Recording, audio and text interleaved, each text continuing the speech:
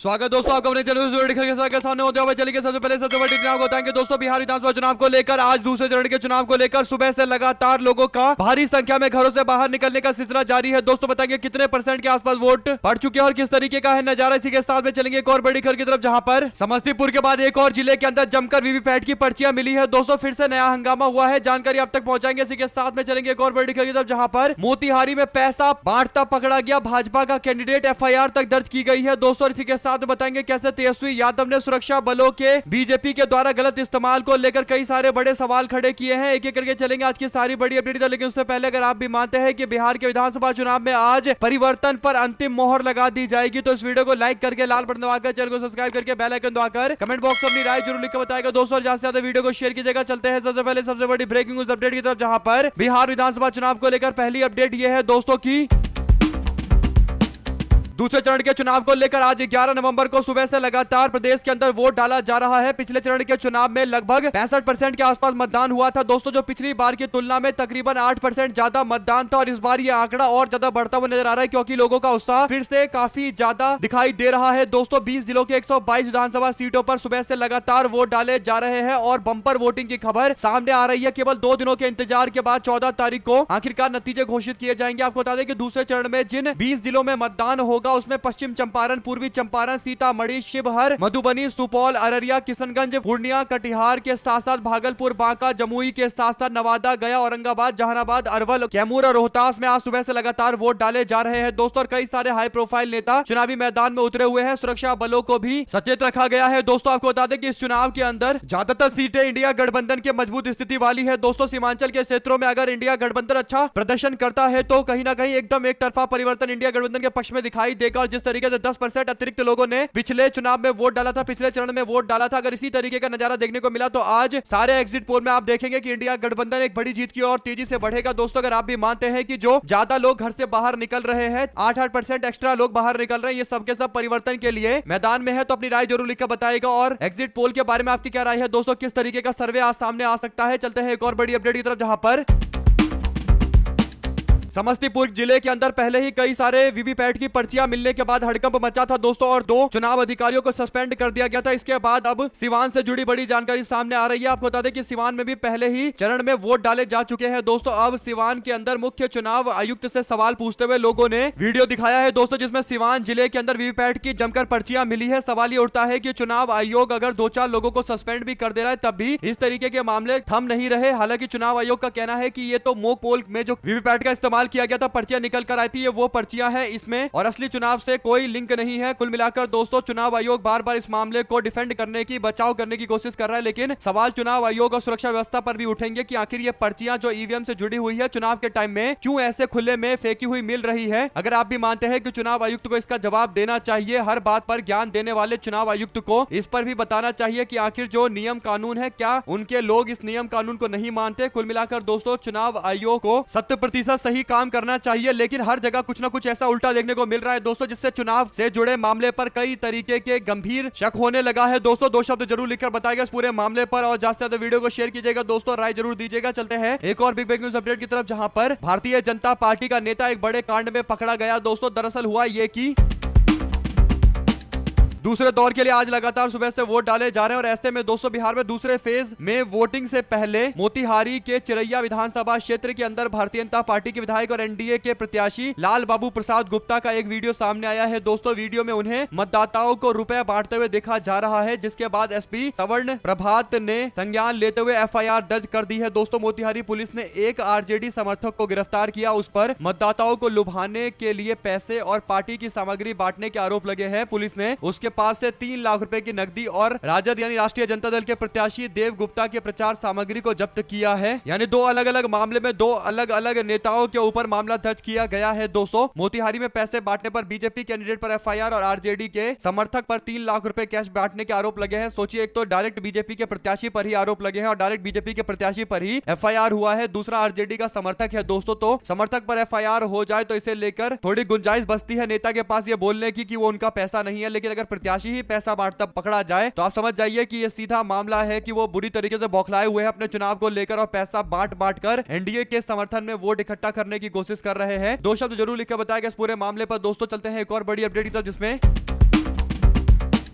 पटना के पोलो रोड के दूसरे चरण के मतदान से पहले तेजस्वी यादव ने प्रेस कॉन्फ्रेंस किया। इस दौरान उनके साथ में मीसा भारती सांसद मौजूद रही। तेजस्वी यादव ने मीडिया से बात करते हुए आंकड़ा दिखाते हुए चुनाव आयोग से कई तीखे सवाल पूछे। भाजपा शासित प्रदेशों में ज्यादातर जो सुरक्षा बल थे उनको बिहार चुनाव कराने के लिए लेकर आया गया है। जो आंकड़े हैं उसके अनुसार 208 सुरक्षा कर्मियों की कंपनियां बिहार में चुनाव करने के लिए बुलाई गई है। दोस्तों इसमें से लगभग 70% पुलिस प्रशासन के लोग और यूं कहिए सुरक्षा बल जो बाहर से बुलाए गए हैं वो भाजपा शासित राज्यों से है। दोस्तों इस मामले को लेकर दावा किया गया है कि 14,560 जवानों को बूथ पर तैनात किया जा रहा है जो 14 अलग अलग राज्यों से आते हैं, जिसमें सबसे ज्यादा लोग गुजरात, यूपी समेत अलग अलग 14 जिलों से आए हैं। और बड़ी बात यह है कि आसपास में जो इंडिया गठबंधन का शासित राज्य है, चाहे वो पश्चिम बंगाल हो या झारखंड हो, वहां से सुरक्षा कर्मियों को उस स्तर पर नहीं बुलाया गया जैसे भाजपा शासित राज्यों से बुलाया जा रहा है। तो सवाल तो गंभीर उठते ही हैं कि आखिर भाजपा शासित राज्यों से ही क्यों इतनी बड़ी संख्या में लोगों को बुलाया जा रहा है। दो शब्द जरूर लिखकर बताएगा। दोस्तों सुरक्षा कर्मियों पर पहले तो टिप्पणी नहीं की जानी चाहिए जैसा सब मानते हैं, लेकिन अगर आंकड़े इस तरीके के होंगे कि भाजपा शासित राज्यों से ही ज्यादातर लोगों को लेकर आया जाएगा सुरक्षा देने के लिए, तो गंभीर सवाल भी पूछे जाने जरूरी है। चुनाव आयोग का कहना है कि हर राज्य से आते हैं, इसमें कुछ नया नहीं है, लेकिन भाजपा शासित राज्यों से ही क्यों भर भर कर आए हैं इसका जवाब तो देना पड़ेगा दोस्तों। क्योंकि अगर उन्हें वाकई इस बात की चिंता होती कि बिहार में चुनाव करवाना है और बिहार के लोगों के बीच में एक ऐसे चुनाव और सुरक्षा अधिकारियों को रखना है जो लोग बिहार के लोगों की भाषा को समझ सके, तो फिर उनको ज्यादातर बंगाल के सुरक्षा कर्मियों को मैदान में उतारना चाहिए था। वो लोग तो और ज्यादा बंगाल क्योंकि बिहार से सटा हुआ है तो वो भाषा और आसानी से जानते हैं दोस्तों। तो ये तर्क भी यहाँ चल नहीं रहा, क्योंकि महाराष्ट्र से लाकर सुरक्षा कर्मियों को बिहार में जमकर सुरक्षा देने के लिए बोला जा रहा है, लेकिन बगल के राज्य बंगाल से नहीं भेजा जा रहा। तो गंभीर सवाल उठेंगे ही उठेंगे। दो शब्द जरूर लिखकर बताएगा दोस्तों। ज्यादा से ज्यादा वीडियो को शेयर कीजिएगा। चलते हैं एक और बड़ी अपडेट की तरफ, जिसमें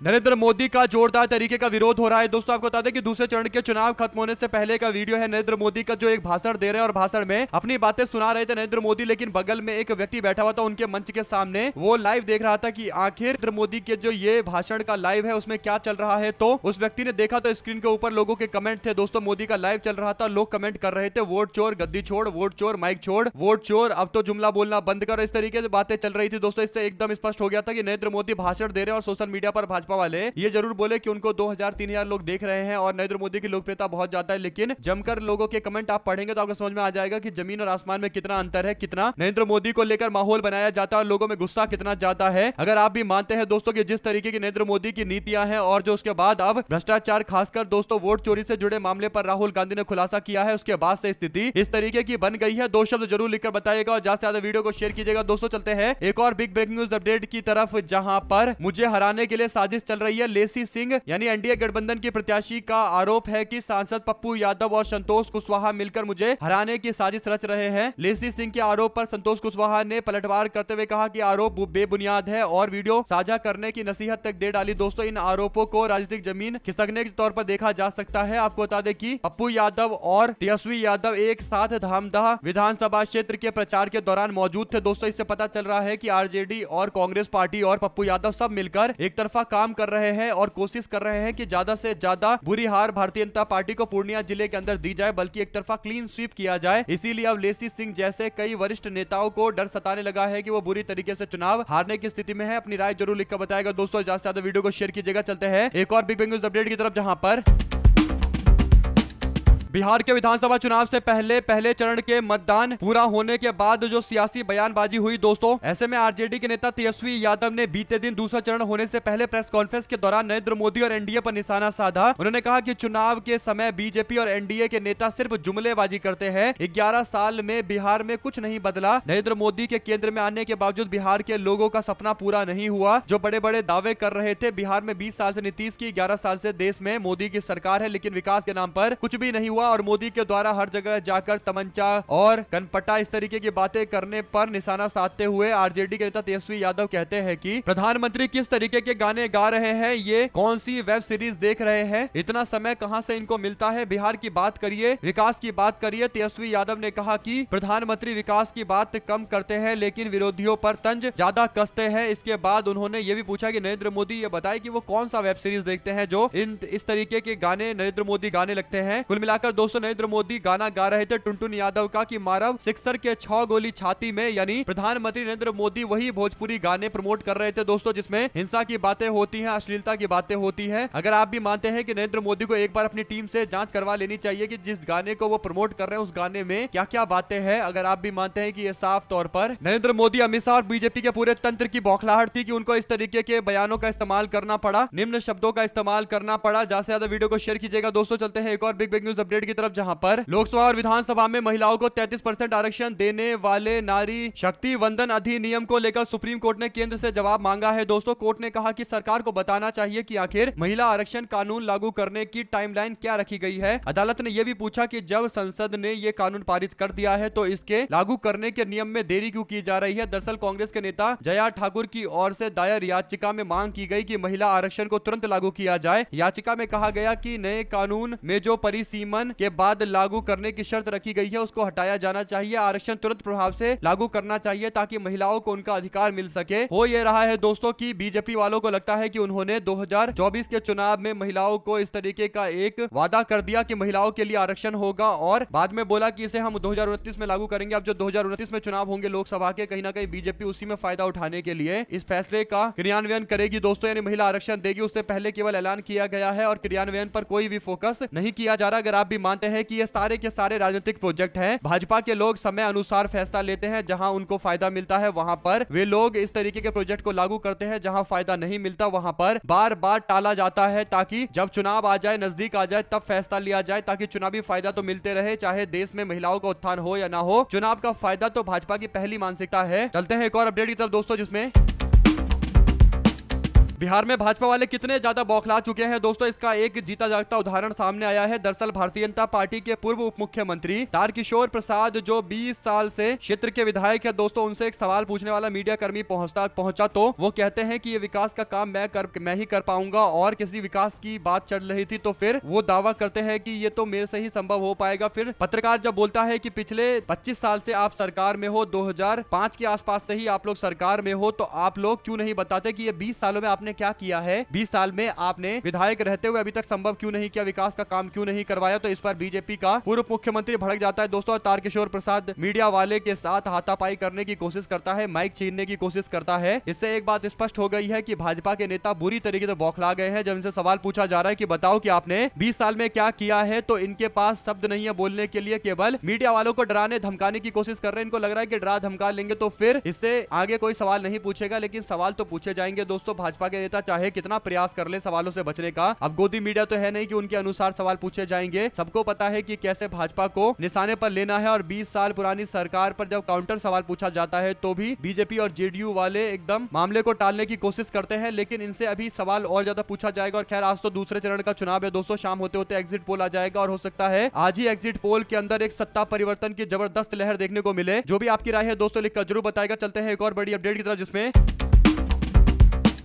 कर्नाटका के उप मुख्यमंत्री और केपीसीसी के अध्यक्ष डीके शिव कुमार ने अपने कई सारे सीनियर नेताओं के साथ कर्नाटका के अंदर वोटर लिस्ट को सीधा सवालों के घेरे में लिया है दोस्तों। कांग्रेस के सारे सीनियर नेता मौजूद रहे और वोट चोर गद्दी छोड़ के नारे के साथ में तकरीबन 1 करोड़ 21 लाख लोगों के हस्ताक्षर किए हुए पत्र को चुनाव आयोग भेजने के लिए आगे बढ़ा दिया गया है दोस्तों। प्रेस कॉन्फ्रेंस में बंडल का बंडल लेकर आए हुए थे और दिखाया गया कि ये 1 करोड़ से ज्यादा लोगों के हस्ताक्षर के पत्र है, और ये सारे पत्र दिल्ली शायद भेजे जा रहे हैं कांग्रेस पार्टी दफ्तर में, वहां से हो सकता है कि चुनाव आयोग को भेजा जाए। जो लोग बोल रहे थे कि इस मामले को यानी इस तरीके से प्रेजेंट करने की कोशिश की जा रही थी कि केवल कांग्रेस पार्टी वोट चोरी का मुद्दा उठा रही है, बाकी जनता को इससे कोई लेना देना नहीं है, तो कांग्रेस पार्टी के लोगों ने फैसला लिया है कि अब आम जनता के हस्ताक्षर कराकर चुनाव आयोग को भेजा जाएगा। और आप लोग जानते हैं दोस्तों कि चुनाव आयोग को क्यों भेजा जा रहा है, इसलिए क्योंकि चुनाव आयोग इस मामले पर कन्नी काटने की कोशिश कर रहा था और केवल कांग्रेस पार्टी ही इस बात से चिंतित है, यानी वोट चोरी का आरोप लगा रही है, ऐसा माहौल बनाने की कोशिश की गई। लेकिन अब उनको पता होना चाहिए कि कांग्रेस पार्टी के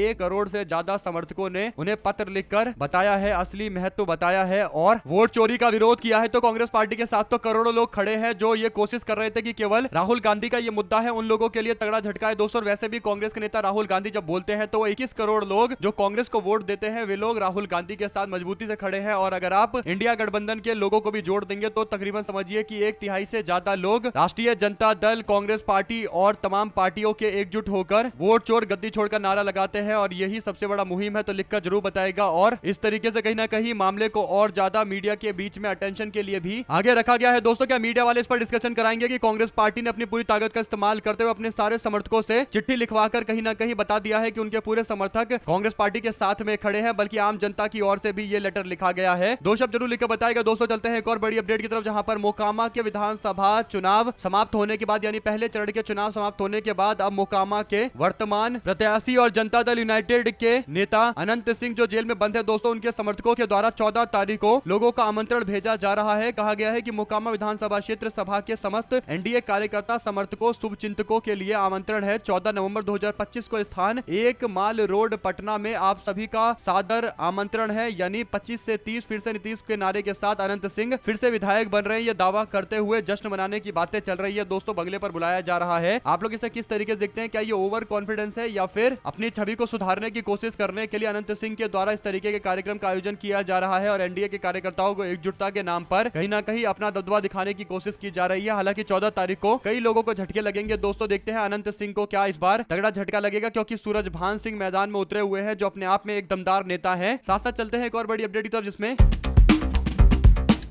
जो जनता दल यूनाइटेड के कुछ समर्थक है दोस्तों उनके लिए राष्ट्रीय जनता दल ने एक वीडियो शेयर किया है। इस वीडियो के अंदर भारतीय जनता पार्टी के नेता राजनाथ सिंह कहते हैं कि जनता दल यूनाइटेड जैसी पार्टियां लोगों को मूर्ख बनाकर बेवकूफ बनाकर वोट इकट्ठा करना चाहती है, ये लोग विकास नहीं करते। यानी राजनाथ सिंह जनता दल यूनाइटेड का नाम भी ले रहे थे क्योंकि वो आरजेडी पर निशाना साध रहे थे दोस्तों, आरजेडी और कांग्रेस पर। तो वो कहते हैं कि आरजेडी हो, जनता दल यूनाइटेड हो या फिर कांग्रेस पार्टी हो, ये सब के सब बिहार के लोगों को लूटना चाहते हैं, बिहार के लोगों से उनका अधिकार लेना चाहते हैं, यानी बिहार के लोगों के वोट के लिए ये लोग झूठ बोलते हैं। इस तरीके से उन्होंने जनता दल यूनाइटेड पर भी निशाना साधा। दोस्तों वहां पर कई सारे लोग मौजूद थे, खासकर नीतीश कुमार के समर्थक भी मौजूद होंगे, जिनको पता होना चाहिए कि राजनाथ सिंह जनता दल यूनाइटेड के लिए भी उसी शब्द का इस्तेमाल कर रहे हैं जो आरजेडी के लिए कर रहे हैं। आरजेडी ने इसी पर निशाना साधते हुए वीडियो शेयर करते हुए कहा कि जेडीयू को अभी से ही बीजेपी ने अपने एजेंडे से बाहर कर दिया है। अपने और लोजपा के कार्यकर्ताओं को स्पष्ट कर दिया है कि जेडीयू को वोट नहीं डालना है और ना डलवाना है, क्योंकि अब की नीतीश कुमार को मुख्यमंत्री बनने नहीं देना है। इसके घात भीतर घात के आपसी मकड़ जाल से दूर रहिए और आप लोग तेजस्वी यादव के नेतृत्व में इंडिया गठबंधन की सरकार बनाइए, आरजेडी ने अपील की। हालांकि दोस्तों सवाल यह है कि क्या जनता दल यूनाइटेड के कार्यकर्ता बीजेपी जहां पर चुनाव लड़ रही है और जेडीयू का उम्मीदवार नहीं है वहां पर उनको सपोर्ट करेगी, क्योंकि ये भी एक बड़ी समस्या है। अगर आप भी मानते हैं कि जनता दल यूनाइटेड के कार्यकर्ताओं को पता होना चाहिए कि उनको कैसे एलजेपी पार्टी के साथ में पिछले 2020 के चुनाव का बदला लेना है, जहां पर एलजेपी की सीट है वहां एलजेपी को हराओ, जहां पर जेडीयू की सीट है वहां जेडीयू को जिताओ, तभी जाकर बदला पूरा होगा। तो लिखिएगा जरूर। चलते हैं एक और अपडेट की तरफ दोस्तों, जिसमें बिहार विधानसभा चुनाव को लेकर सियासी सरगर्मियां तेज है। चुनावी प्रचार प्रसार अब थम चुका है। 11 नवंबर यानी आज सुबह से लगातार वोट डाले जा रहे हैं। ऐसे में दोस्तों भारतीय जनता पार्टी के उप मुख्यमंत्री सम्राट चौधरी को लेकर एक बड़ी जानकारी है। सम्राट चौधरी को चुनाव आयोग ने अयोग्य ठहराने के आदेश जारी नहीं किए हैं। सुप्रीम कोर्ट में मामला पहुंचा था। सुप्रीम कोर्ट में कहा गया कि सुप्रीम कोर्ट इस मामले पर सुनवाई करे और आदेश जारी करते हुए चुनाव आयोग से बोले कि इनको अयोग्य कर दिया जाए। तो चुनाव आयोग को कोई आदेश जारी नहीं किया गया। सुप्रीम कोर्ट ने मामले की सुनवाई तो की, लेकिन कोर्ट ने फिर याचिकाकर्ता को फटकार लगाते हुए कहा कि न्यायालय का समय बर्बाद करना बंद करो, इस तरीके की याचिका पर हम सुनवाई नहीं कर सकते। वैसे भी ये मामला पहले हाई कोर्ट जाएगा, उसके बाद सुप्रीम कोर्ट आएगा। दोस्तों आप क्या समझते हैं लिखिएगा जरूर। इसी के साथ में चलते एक और बड़ी अपडेट तक, जहां पर